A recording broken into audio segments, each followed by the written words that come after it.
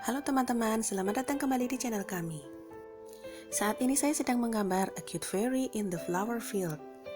Saya sudah menggambar sketsa perinya terlebih dahulu ya teman-teman.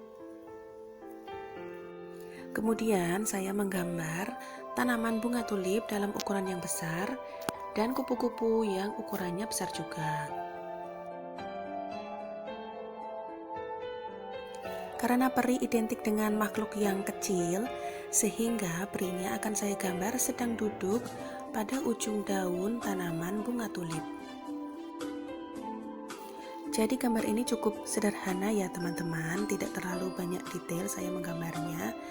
Tetapi bagi saya, meskipun gambar kita sederhana, yang penting adalah cara mewarnainya. Saya akan mewarnai gambar ini dengan teknik gradasi warna, menggunakan oil pastel untuk backgroundnya dan objek yang besar. Kemudian perinya akan saya gunakan color pensil.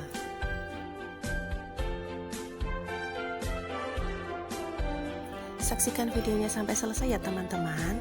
Semoga video ini bermanfaat, dan jangan lupa saksikan juga video lainnya. Selamat menggambar!